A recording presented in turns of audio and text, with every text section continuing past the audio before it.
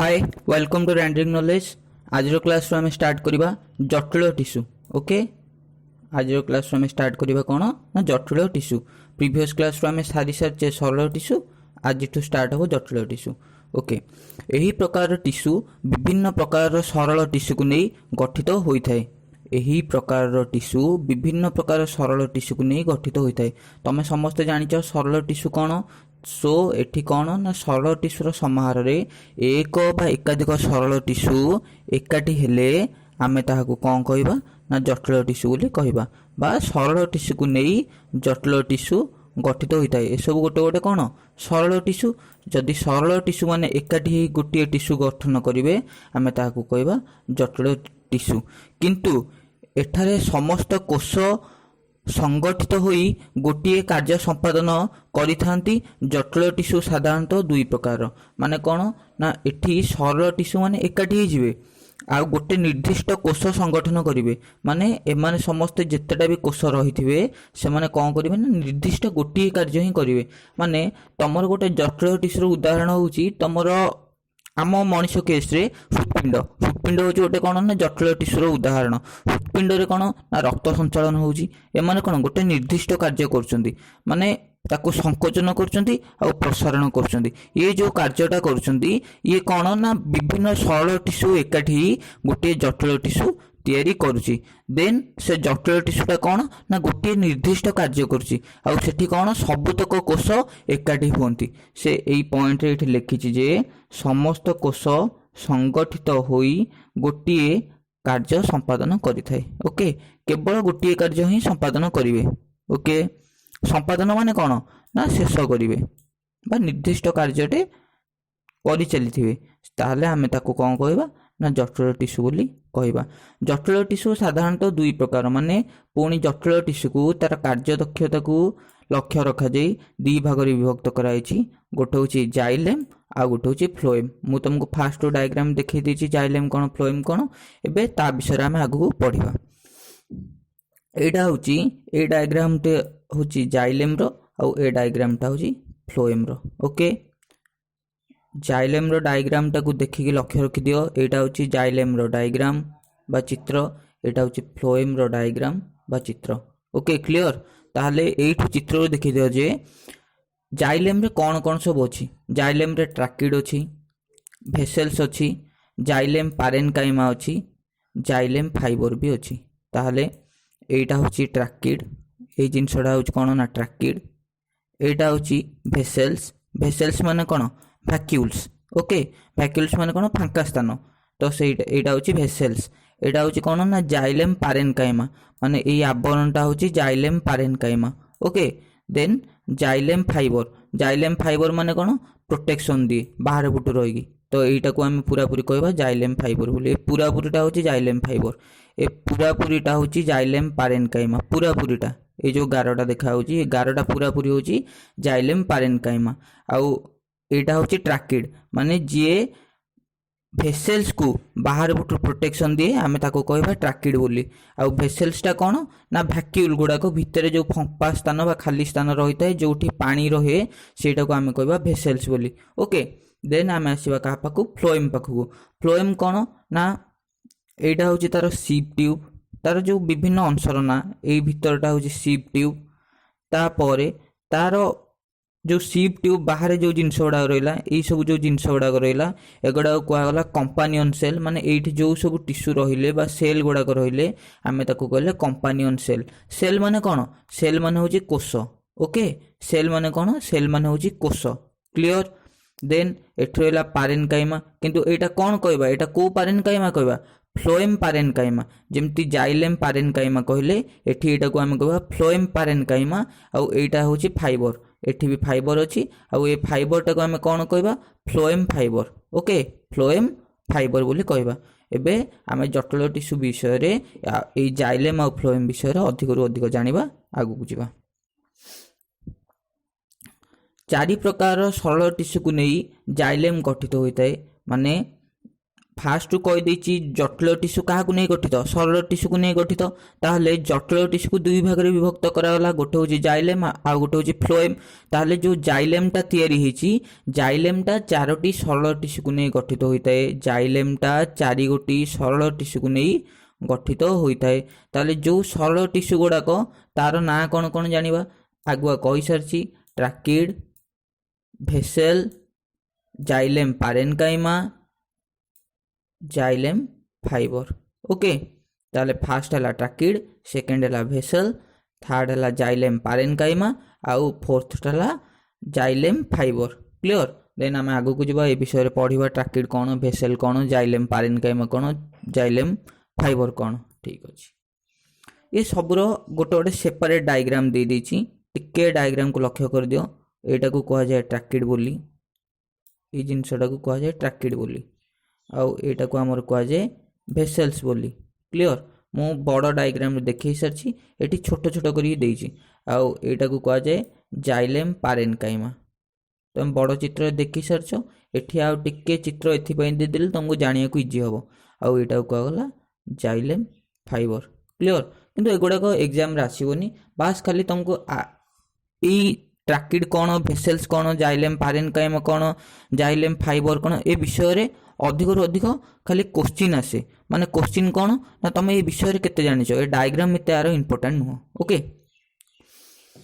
ताहले फास्ट आमे जिबा का पाखु ट्राकिड पाखु ट्राकिड रो फास्ट पॉइंट एथिरे थिबा कोष गुड़िक लंबा सरू और दुई पटकू मुनिया देखि सारछ ट्राकिड रे लंबा सरू दुई पटकू मुनिया हेटी एटा तार मुनिया अंश ट्राकिड रो देखि परछ ना नहीं जो कोष गुड़ाक अच्छी दी पट मुनिया हो लंबा तो जापर यहाँ पूरा पूरी एत लंबा बोली क्लियर आउ किसी डाउट अच्छी बुझीपार डायग्राम ओके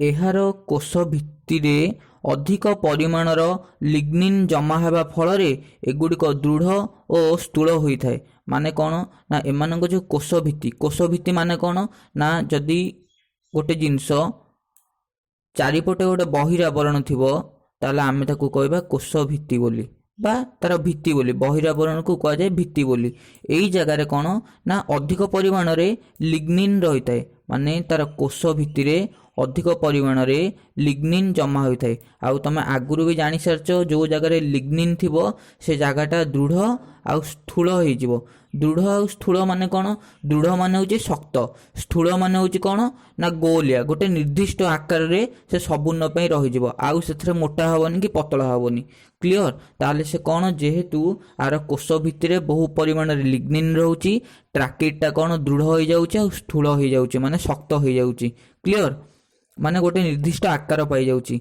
एहा एक मृत टिश्यू एणु एथिरे थिबा कोष गुड़िकरे साइटोप्लाजम न थाए जेहेतु एटा गोटे मृत टिश्यू एथिरे थिबा कोष गुड़िकरे कौन न थाए साइटोप्लाजम न थाए साइटोप्लाजम माने कौन तुमको आउ मु कहिछि आगुरु साइटो कोष विषय तले पढैछि मु कहिछि साइटोप्लाजम माने कौन साइटोप्लाजम माने कौन साइटोप्लाजम माने होची कोष जीवक ए जेहेतु एटा गोटे मृत कोष तेणु एथिरे कौन कोष जीवक न थाए माने माइटोकॉन्ड्रिया एगुडा किछि भी नथिबो बुझीपार ना बुझीपारनी माइटोकॉन्ड्रिया हो राइबोसोम हो लाइसोसोम हो एगुड़ाक किसी भी ट्राकिड नथिबो जेहेतु एटा गोटे कौन मृत कोष बा मृत tissue clear then second point को जिबा कोष गुड़िक लंब भाव परस्पर सहित सज्जित होई नली सदृश रही थांती देखि पारुच कोष गुड़िक लंब भाव सज्जित होई रहिचंती गोटे निर्दिष्ट नली सदृश हाँ ना नाई एठी चित्र रे क्लियर हो गला कोष गुड़िक लंब भाव सज्जित होता गोटे निर्दिष्ट नली सदृश जापर ना नहीं लंब भाव सजिया होगी अच्छा आ गोटे नलीटे भी करा गोटे नली ना नहीं एमती कर क्लियर बुझीपार ए पॉइंट देन आम आगु को जीवा उद्भिद रे बहुत प्रकार ट्राकिड देखा जाए और सेमानक मध्यरु गर्तमय ट्राकिड रे थिबा गर्त देई उद्भिदर जल सरबराह हुए मुझे फास्ट रु जिते विषय पढ़ाऊली तो मुझे कही सारी ଜାଇଲେମ୍ କ'ଣ ନା ଜଳ ପରିବହନରେ ସାହାଯ୍ୟ କରେ। ଜାଇଲେମ୍ର ଏଇ ଟ୍ରାକିଡ୍ ଅଂଶରେ ଥିବା ଯେଉଁ ଗର୍ତ୍ତ ଅଛି, ଜାଇଲେମ୍ର ଟ୍ରାକିଡ୍ରେ ଯେଉଁ ଗର୍ତ୍ତ ଦେଖାଯାଏ, ଗର୍ତ୍ତ ମାନେ କ'ଣ ଗାତ, ଗର୍ତ୍ତ ମାନେ କ'ଣ ଗାତ, ସେଇ ଗାତ ଦେଇ ଉଦ୍ଭିଦର ଜଳ ସରବରାହ ହୁଏ। ମାନେ ଯେଉଁ ୱାଟର ସାଇକେଲଟା, ମାନେ ମାଟି ତଳୁ ପାଣିଟା ଉପରକୁ ଯାଉ ବା ଗଛରୁ ପାଣିଟା ବାହାରକୁ ପଳେଇ ଆସୁ, ଏଇଟା କେଉଁଠି ହୁଏ? ଟ୍ରାକିଡ୍ ହୁଏ। ଯଦି ନ ବୁଝିପାରୁଛ ତାହେଲେ କୌଣସି ଗୋଟେ ଗଛକୁ ଦେଖ, ଗଛର ବାହାର ପଟ ଖୋଳବିକୁ ଗୋଟେ ଚୋଟ ପକାଅ କଟୁରୀରେ, ଦେଖିବ ଯେ ସେ ଜାଗାରୁ ନିଶ୍ଚିନ୍ତ ପାଣି ବାହାରିବ। ସେଇଟା କ'ଣ ପାଇଁ ହେଉଛି? ଟ୍ରାକିଡ୍ରେ ଯେଉଁ ଥିବା ଗାତଟା ସେଇଟା ଖୋଲି ଯାଉଛି ଆଉ ବଡ଼ ହୋଲ୍ ହେଇଯାଉଛି, ମାନେ କ'ଣ ବଡ଼ ଗାତ ହେଇଯାଉଛି। ତ ପାଣିଟା କ'ଣ, ଯେହେତୁ ସେଇ ବାଟ ଦେଇକି ପାଣି ଯାଉଛି, ତମେ ସେ ଜାଗା ହାଣିଦେଲେ ପାଣିଟା ନିଶ୍ଚିନ୍ତ ଗଛରୁ ବାହାରି ପଡ଼ିବ। କ୍ଲିଅର? ଏ ପଏଣ୍ଟଟା ପୁରାପୁରି ବୁଝି ହେଇଗଲା। ଦେନ୍ ଆମେ ଆଗକୁ ଯିବା। ଠିକ୍ ଅଛି। ଦେନ୍ 2 ନମ୍ବର ହେଉଛି ଭେସେଲ୍। ଭେସେଲ୍ଟା କେଉଁଥିରେ ଥାଏ? ଜାଇଲେମ୍ରେ ଥାଏ। ଜାଇଲେମ୍ରେ ଟ୍ରାକିଡ୍ ଥାଏ। ଦେନ୍ ସେକେଣ୍ଡ ଆସିଲା ଭେସେଲ୍। ଏହି ଗୁଡ଼ିକ ଟ୍ରାକିଡ୍ ଠାରୁ ଅଧିକ ସ୍ଥୂଳ ଓ ଲମ୍ବରେ ଗୋଟିଏ ପରେ ଗୋଟିଏ ପ୍ରାନ୍ତ ଶେଷ ଭାଗରେ ସଂଯୁକ୍ତ ହୋଇ ରହିଥାନ୍ତି। ଶେଷ କୋଷରେ ଗର୍ତ୍ତ ଥାଏ ଏବଂ ଏହି ଗର୍ତ୍ତ ଦେଇ ଗୋଟିଏ ଭେସେଲ୍ରୁ ଅନ୍ୟ ଏକ ଭେସେଲ୍କୁ ଜଳ ପ୍ରବେଶ କରିଥାଏ। ମାନେ କ'ଣ? ଟ୍ରାକିଡ୍ ଠାରୁ ଏଇଟା ଅଧିକ ସ୍ଥୂଳ, ମାନେ ଟ୍ରାକିଡ୍ ଯେତିକି ମୋଟା ତାଠୁ ଇଏ ଅଧିକ ମୋଟା ହେଇଥାଏ ଓ ଲମ୍ବ ବି ହେଇଥାଏ। ମାନେ ଟ୍ରାକିଡ୍ର ଯେତିକି ସାଇଜ୍, ମାନେ ଲମ୍ବା ଯେତିକି, ଇଏ ତାଠୁ ଅଧିକ। ମନେକର ଟ୍ରାକିଡ୍ଟା ଯଦି ଏଡ଼ିକିଟେ ହେବ, ତାହେଲେ ଭେସେଲ୍ଟା କ'ଣ ହେବ ନା ତାଠୁ ଲମ୍ବା ହେବ। ଯଦି ଟ୍ରାକିଡ୍ଟା ଏତିକି ମୋଟା ହେବ, ତାହେଲେ ଭେସେଲ୍ଟା କ'ଣ ହେବ ନା ତାଠୁ ଟିକେ ଅଧିକ ମୋଟା ହେବ। କ୍ଲିଅର? ଏ ପଏଣ୍ଟଟା ପୁରାପୁରି। ଗୋଟିଏ ପ୍ରାନ୍ତ ଶେଷ ଭାଗରେ ସଂଯୁକ୍ତ ହୋଇ ରହିଥାଏ। ଶେଷ କୋଷରେ ଗର୍ତ୍ତ ଥାଏ। ଯେତେବେଳେ ଏହାର ଗୋଟିଏ ପ୍ରାନ୍ତ, ମାନେ କାହାର? ଭେସେଲ୍ର ଗୋଟିଏ ପ୍ରାନ୍ତ ଶେଷ ଭାଗରେ ସଂଯୁକ୍ତ ହୋଇ ରହିଥିବ, ଆଉ ସେ ଜାଗାରେ କ'ଣ ହେଇଥିବ ନା ଗୋଟେ ହୋଲ୍ ହେଇଥିବ, ଏ ଜାଗାରେ ଗୋଟେ ଗାତ ଥିବ ବା ଗୋଟେ ଗର୍ତ୍ତ ଥିବ। ଏହି ଗର୍ତ୍ତ ଦେଇ ଭେସେଲ୍ରୁ ଅନ୍ୟ ଏକ ଭେସେଲ୍କୁ ଜଳ ପ୍ରବେଶ କରିଥାଏ। ମାନେ ଏଇଟା ହେଉଛି ଗୋଟେ ଭେସେଲ୍, ମନେକର ଏଇଟା ହେଉଛି ଆଉ ଗୋଟେ ଭେସେଲ୍, ଏଇଟା ହେଉଛି ଗୋଟେ ଭେସେଲ୍, ଏଇଟା ହେଉଛି ଆଉ ଗୋଟେ ଭେସେଲ୍। ତାହେଲେ ଏଇ ଯେଉଁ ହୋଲ୍ଟା ଦେଇକି ଏ ଭେସେଲ୍ରୁ ପାଣିଟା ଏପଟ ଭେସେଲ୍କୁ ଆସିବ। କାହା ଦେଇକି? ଏଇ ଗର୍ତ୍ତ ଦେଇକି। ଏଇଟା କେଉଁଠି ଥାଏ? କୋଷର ଶେଷରେ ଥାଏ। କ୍ଲିଅର? ଏ ପଏଣ୍ଟ ପୁରା ବୁଝିହେଲା। ତାହେଲେ ଏଇ ଯେଉଁ ଗର୍ତ୍ତ ଦେଇ ଗୋଟିଏ ସେଲ୍ରୁ ଅନ୍ୟ ଏକ ସେଲ୍କୁ ଜଳ ପ୍ରବେଶ କରିଥାଏ। କ୍ଲିଅର? ତାହେଲେ ଟ୍ରାକିଡ୍ରେ କ'ଣ ଫାଷ୍ଟ ଜଳ ଆସିଲା, ତା ପର ଷ୍ଟେପ୍ରେ ଭେସେଲ୍କୁ ଜଳ ଆସିଲା। କ୍ଲିଅର? ତାହେଲେ ଜାଇଲେମ୍ ଜଳ ପରିବହନରେ ସାହାଯ୍ୟ କରେ। ଭଲ କି ମନେ ରଖ। ଦେନ୍ ସେକେଣ୍ଡ ପଏଣ୍ଟ, ଏହିପରି ଭେସେଲ୍ ଗୁଡ଼ିକ ମିଶିବା ଦ୍ୱାରା ଉଦ୍ଭିଦ ଭିତରେ ଏକ ବଡ଼ ନଳୀ ସୃଷ୍ଟି ହୋଇଥାଏ। ମାନେ ଗୋଟେ ପରେ ଗୋଟେ ଭେସେଲ୍ ଯେତେବେଳେ କନେକ୍ଟେଡ୍ ହେଇଯିବେ, ଗୋଟେ ପରେ ଗୋଟେ ଯେତେବେଳେ ଭେସେଲ୍ କନେକ୍ସନ୍ ହେଇଯିବେ, କ'ଣ ହେବ ନା ଉଦ୍ଭିଦ ଶରୀର ଭିତରେ ଗୋଟେ ବଡ଼ ନଳୀ ସଦୃଶ ହେଇଯିବେ। ମାନେ କ'ଣ? ଇଏ ତ ଲମ୍ବିଯିବେ, ଗଛର ଚେରରୁ ପୁରା ଅଗ ଯାଏଁ ସବୁଠି କ'ଣ ଟ୍ରାକିଡ୍ ଆଉ ଭେସେଲ୍ସ ରହିଥିବେ। ଟ୍ରାକିଡ୍ଟା କ'ଣ ତା ଖୋଳପାଟା, ଭେସେଲ୍ଟା କ'ଣ ଟ୍ରାକିଡ୍ ଭିତରେ ରହିଥାଏ। ତ ସିଏ ଏମିତି କନେକ୍ଟେଡ୍ ହେଇ ହେଇ ହେଇ ହେଇ ଉଦ୍ଭିଦର, ମାନେ ଯଦି ଏଇଟା ଗୋଟେ ଗଛ ହେଲା, ତାହେଲେ ଗଛର ମୂଳରୁ ପୁରା ଚୂଳ ଯାଏଁ, ମାନେ ଗଛର ଚେର ଭାଗରୁ ପୁରା ଅଗ୍ରଭାଗ ଯାଏଁ ଏ ନଳୀଟା ବ୍ୟାପିଯିବ। କ୍ଲିଅର? ଓ ତାହା ଦ୍ୱାରା ଉଦ୍ଭିଦରେ ଆବଶ୍ୟକୀୟ ଜଳ ପରିବହନ ସମ୍ଭବ ହୋଇଥାଏ। ତାହେଲେ କାହା ଦ୍ୱାରା ଉଦ୍ଭିଦରେ ଆବଶ୍ୟକୀୟ ଜଳ ପରିବହନ ସମ୍ଭବ ହୋଇଥାଏ? ଭେସେଲ୍ ଦ୍ୱାରା ଉଦ୍ଭିଦରେ ଆବଶ୍ୟକୀୟ ଜଳ ପରିବହନ ସମ୍ଭବ ହୋଇଥାଏ। ଆଉ ବେଳେବେଳେ ତୁମକୁ ଏକ୍ଜାମ୍ରେ କୋଶ୍ଚିନ୍ ପକାଇବ ଯେ ଜାଇଲେମ୍ ନା ଫ୍ଲୋଏମ୍, ଆ ଭିତରୁ କାହା ଦ୍ୱାରା ଜଳ ପରିବହନ ସମ୍ଭବ ହୋଇଥାଏ? ତାହେଲେ ତୁମ ଉତ୍ତର କ'ଣ ଦେବ? ଉତ୍ତର ଦେବ ସବୁବେଳେ କ'ଣ? ଜାଇଲେମ୍। ଓକେ, ଉତ୍ତର ସବୁବେଳେ ଦେବ ଜାଇଲେମ୍ ବୋଲି। କ୍ଲିଅର? ବୁଝିହେଲା? ଦେନ୍ ଆଗକୁ ଆମେ ଯିବା। ଠିକ୍ ଅଛି। ଜାଇଲେମ୍ ପାରେନକାଇମା। ତମେ ଫାଷ୍ଟରୁ ଟ୍ରାକିଡ୍ କ'ଣ ଜାଣିସାରିଲଣି, ଭେସେଲ୍ କ'ଣ ଜାଣିସାରିଲଣି, ଏବେ ଜାଣିବା ଜାଇଲେମ୍ ପାରେନକାଇମା କ'ଣ। ଏଗୁଡ଼ିକ ଜୀବନ୍ତ ଓ ଏହାର କୋଷ ଭିତ୍ତି ପତଳା। ତାମାନେ ସେ କହିବାକୁ ଚାହୁଁ ଯେ ଟ୍ରାକିଡ୍ ଆଉ ଭେସେଲ୍ର କୋଷ ମୃତ କୋଷ ଥିଲା, କିନ୍ତୁ ଜାଇଲେମ୍ ପାରେନକାଇମା ହେଉଛି ଜୀବନ୍ତ କୋଷ। ତାମାନେ ଆ ଭିତରେ କ'ଣ କୋଷ ଜୀବକ ଥିବ, ଆଉ ସବୁତକ କୋଷରେ ଯାହା ଯାହା ସବୁ ଅଛି ଜାଇଲେମ୍ ପାରେନକାଇମାରେ ବି ଥିବେ। ତାହେଲେ ଫାଷ୍ଟ ପଏଣ୍ଟ କ'ଣ କହିଲା? ଏ କୋଷଟି, ଏଗୁଡ଼ିକ ଜୀବନ୍ତ କୋଷ ଓ ଏହାର କୋଷ ଭିତ୍ତି ପତଳା। କୋଷ ଭିତ୍ତି ମାନେ କ'ଣ? କୋଷର ବହିରାବରଣ ହେଉଛି କୋଷ ଭିତ୍ତି। ସୋ ସେଇ କୋଷ ଭିତ୍ତିଟା ହେଉଛି କ'ଣ ନା ପୁରାପୁରି ପତଳା। ओके क्लियर ये कोष भित्तिटा पतला होइथिबो भेसेल और ट्राकिड निकटरे एही प्रकार टिश्यू रही है जोठी भेसेल थिबो आ ट्राकिड थिबो ता पाखरे कोन ना जाइलेम पारेन्काइमा थिबो मु तुमको प्रीवियस डायग्राम रु देखै सारी क्लियर एही टिश्यू खाद्य ओ टेनिन आदि संरक्षण करथाय ताले ए टिश्यू कोन संरक्षण करे खाद्य और टेनिन संरक्षण करे खाद्य आउ टेनिन को संरक्षण करे किए करे जाइलेम पारेन्काइमा करे क्लियर ताले जाइलेम पारेन्काइमा कौन करे खाद्य और टेनिन को संरक्षण करे पूरा पूरी सैला ओके आगु को जीवा जाइलेम फाइबर तमे जाइलेम रो एबे पूरा लास्ट पार्टटा पढुछ सेटा होची जाइलेम फाइबर ऊपर तीनटा को जानि सारलनी ट्राकिड भेसेल आ जाइलेम पारेन्काइमा आर फास्ट पॉइंट एहा एक प्रकार दृढ़ टिश्यू दृढ़ माने कोन जानि परछ शक्त टिश्यू कोउटा जाइलेम फाइबरटा मु डायग्राम देखेला बेले कहि सरजी एहा एक प्रकार दृढ़ टिश्यू एहार कोष गुडी करे थिबा कोष भित्ति सेल्युलोज और लिग्निन द्वारा निर्मित माने टाण किए करे बा दृढ़ किए करे लिग्निन करे आउ एटी कौन थाए सेल्युलोज थाए जदि सेल्युलोज थिबो ताले कौन ना ये निज खाद्य निजे प्रस्तुत करि परथो ओके देन आमे आगु को जिबा एहा स्थूल ओ एहार कोष भित्ति सरल गर्त थाए एहा स्थूल ओ एहार कोष भित्तिरे सरल गर्त थाए स्थूल माने कौन ना गोटे आर निर्दिष्ट आकार अछि आर गोटे निर्दिष्ट आकार अछि माने एईटा भी हे पारे स्थूल एईटा भी हे पारे स्थूल सो यार गोटे निर्दिष्ट आकार अच्छी साधारणतः गोलाकार विशिष्ट कोष भित्तिर सरल गर्त थाए सरल गर्त माने कौन कोष भित्ति कोटा यहाँ मनकर गोटे कोषर बहिरावरण है सेटा कोष भित्ति यही जगार सब कौन ना गोटे निर्दिष्ट सरल गातटे थी माने पूरा से गातटा जना पड़ो पूरा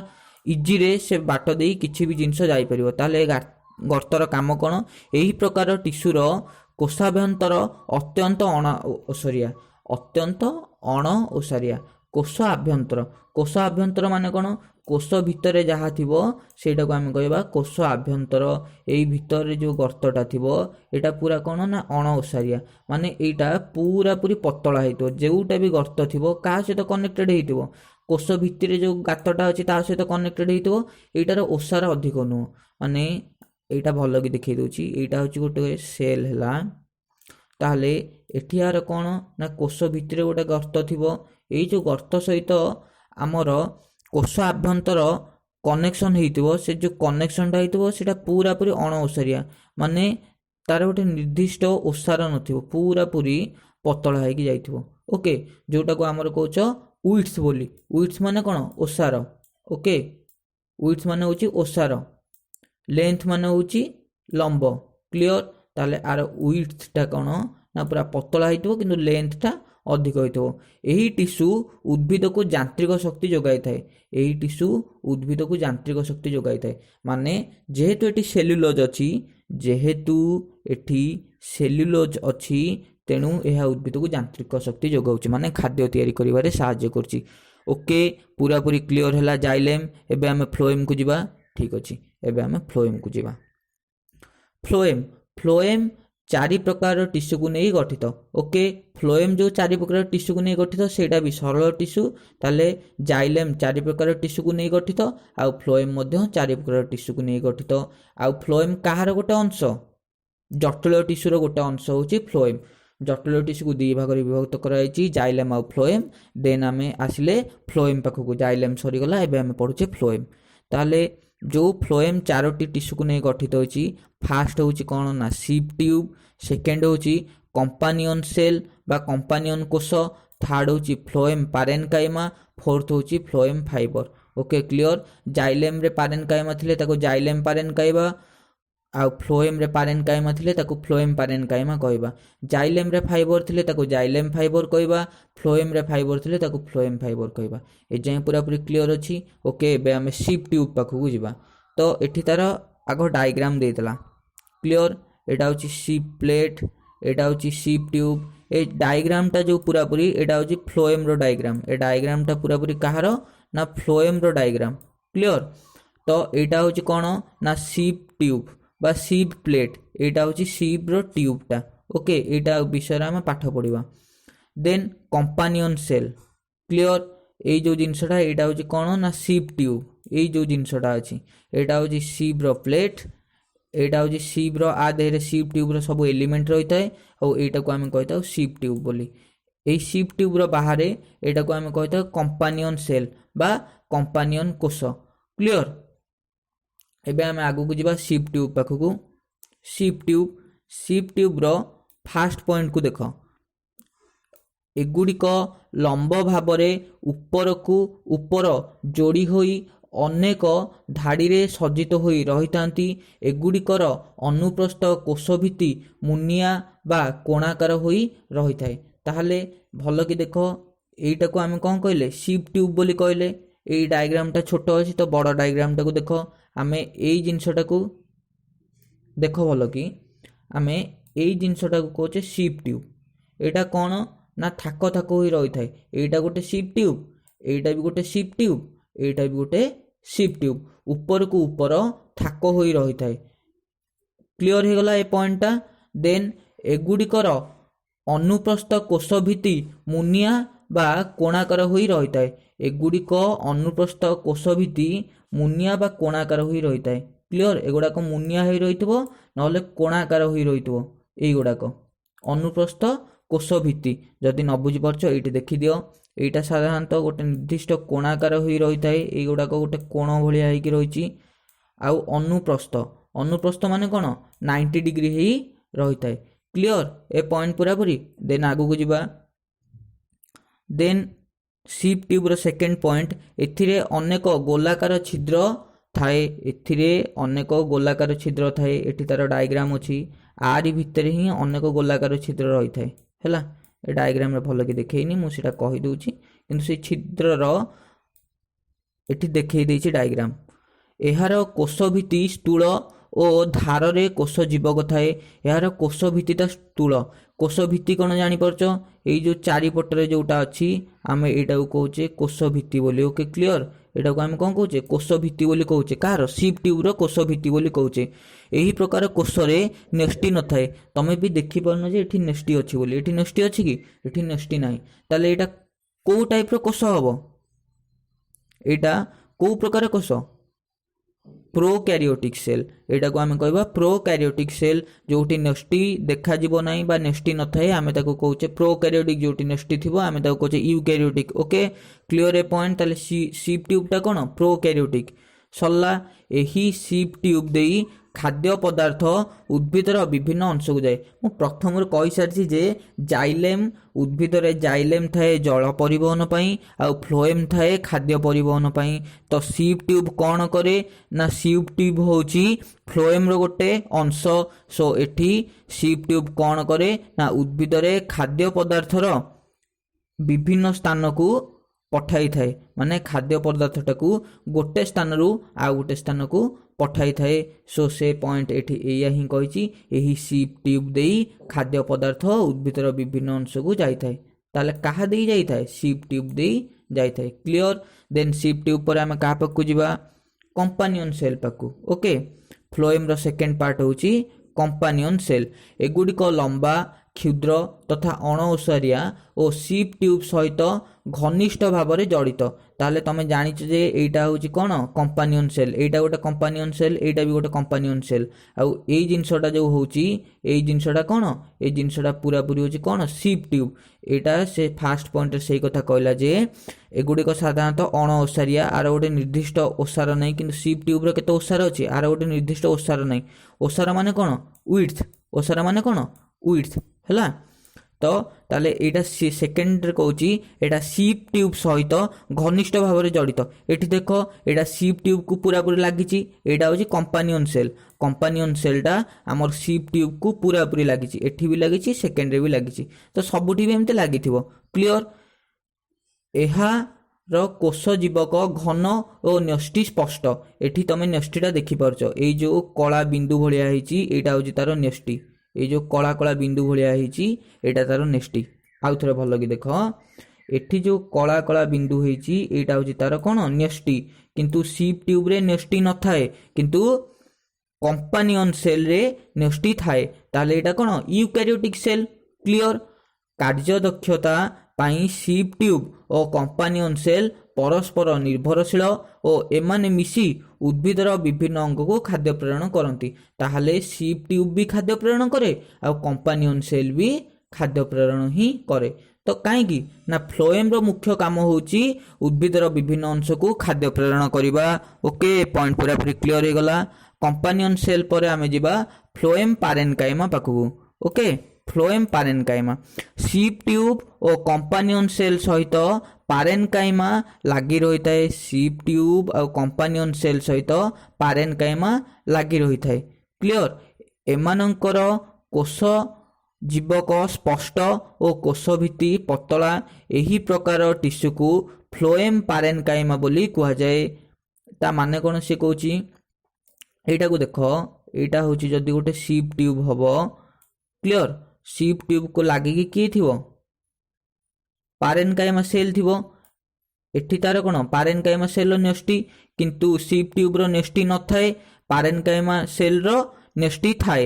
ଆଉ ଆକୁ ଲାଗିକି ହିଁ, ଆରି ସହିତ ଲାଗିକି ହିଁ ଏଇ ଜାଗାରେ ବା ଗୋଟେ ବଡ଼ ଚିତ୍ର ଦେଖିବ ତ ଆରି ସହିତ ଲାଗିକି ହିଁ କ'ଣ ଥାଏ ନା ଫ୍ଲୋଏମ୍ ପାରେନକାଇମା ରହିଥାଏ।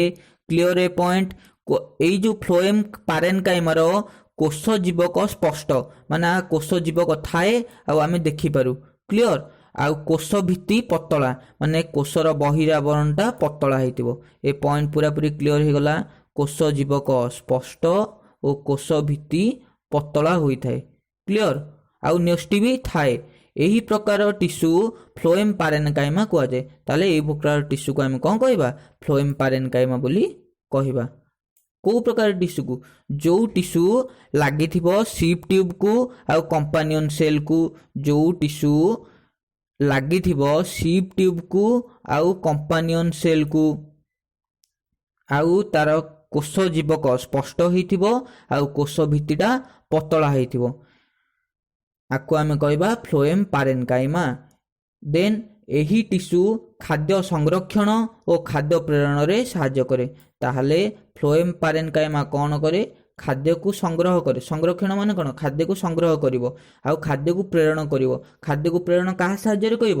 ସିପ୍ ଟ୍ୟୁବ୍ ଆଉ କମ୍ପାନିଅନ୍ ସେଲ୍ ସାହାଯ୍ୟରେ ଖାଦ୍ୟକୁ ପ୍ରେରଣ କରିବ। କିଏ ପ୍ରେରଣ କରିବ? ଫ୍ଲୋଏମ୍ ପାରେନକାଇମା ପ୍ରେରଣ କରିବ ଉଦ୍ଭିଦର ବିଭିନ୍ନ ଅଂଶକୁ। ଓକେ, ଫ୍ଲୋଏମ୍ ପାରେନକାଇମା ପରେ କ'ଣ ପଡ଼ିବା? ଫ୍ଲୋଏମ୍ ଫାଇବର ପଡ଼ିବା। ଓକେ, ଫ୍ଲୋଏମ୍ର ଲାଷ୍ଟ ପଏଣ୍ଟ ହେଉଛି ଫ୍ଲୋଏମ୍ ଫାଇବର। ଏହି କୋଷ ଗୁଡ଼ିକ ଦୃଢ଼ ଟିସ୍ୟୁ ପରି ଓ ଏହାର କୋଷ ଭିତ୍ତିରେ ବହୁ ପରିମାଣର ଲିଗ୍ନିନ୍ ଥାଏ। ଏହା ଦୃଢ଼ତା ଦିଏ। ତାହେଲେ ଏହି କୋଷ ଗୁଡ଼ିକର ଦୃଢ଼ ଟିସ୍ୟୁ ପରି, ମାନେ ଏଇ ଯେଉଁ ଫ୍ଲୋଏମ୍ ଫାଇବରରେ ଥିବ କୋଷ ଗୁଡ଼ାକ, ସେଗୁଡ଼ାକ ବହୁତ ଷ୍ଟ୍ରଙ୍ଗ ବା ବହୁତ ଶକ୍ତ ହୋଇଥାଏ। କ'ଣ ପାଇଁ ଶକ୍ତ ହୋଇଥାଏ? ଏହାର କୋଷ ଭିତ୍ତିରେ, ମାନେ କୋଷର ବହିରାବରଣରେ ବହୁତ ପରିମାଣରେ ଲିଗ୍ନିନ୍ ଥାଏ। ଲିଗ୍ନିନ୍ଟା କେଉଁଠି ଥାଏ? କୋଷ ଭିତ୍ତିରେ ଥାଏ, ଯେଉଁଟାକି କୋଷକୁ ଦୃଢ଼ତା ଦିଏ। ଲିଗ୍ନିନ୍ ଯେଉଁଠି ରହିବ ସେ ସବୁବେଳେ କ'ଣ ନା କୋଷଟାକୁ ଦୃଢ଼ତା ଦେବ। ତାହେଲେ ତାର ଉଦାହରଣ ଦେବା, ନଳିତା ଓ ଛଣପଟ ଫ୍ଲୋଏମ୍ ଫାଇବର ଟିସ୍ୟୁର ଉଦାହରଣ। ନଳିତା ଆଉ ଛଣପଟଟା ଫ୍ଲୋଏମ୍ ଫାଇବର ଟିସ୍ୟୁର ଉଦାହରଣ। ପୁରାପୁରି କ୍ଲିଅର? ତାହେଲେ ଫ୍ଲୋଏମ୍ ଫାଇବର ଟିସ୍ୟୁର ଉଦାହରଣ କିଏ? ନଳିତା ଆଉ ଛଣପଟି। ଫ୍ଲୋଏମ୍ ଫାଇବରରେ କ'ଣ ଥାଏ? ଲିଗ୍ନିନ୍ ରହିଥାଏ, ଯେ ତାହାକୁ ଦୃଢ଼ତା ପ୍ରଦାନ କରେ। ତାହେଲେ ଫ୍ଲୋଏମ୍ ଫାଇବର ଟିସ୍ୟୁଟା ଶକ୍ତ। କ୍ଲିଅର? Phloem fibre. ଓକେ, ଏଇଠି ଆମର ଜାଇଲେମ୍ ଆଉ ଫ୍ଲୋଏମ୍ ସରିଲା, ମାନେ ସବୁତକ ଜାଇଲେମ୍ ଆଉ ଫ୍ଲୋଏମ୍ର ପାର୍ଟ ସରିଲା ଆଉ ଜଟିଳ ଟିସ୍ୟୁ ସରିଲା ଏଇଠି। ଓକେ, ଦେନ୍ ଆମେ ଆଗକୁ ଯିବା ପ୍ରାଣୀଜ ଟିସ୍ୟୁକୁ। ଏଇଠି ରହୁଛି। ଜୟ ଜଗନ୍ନାଥ।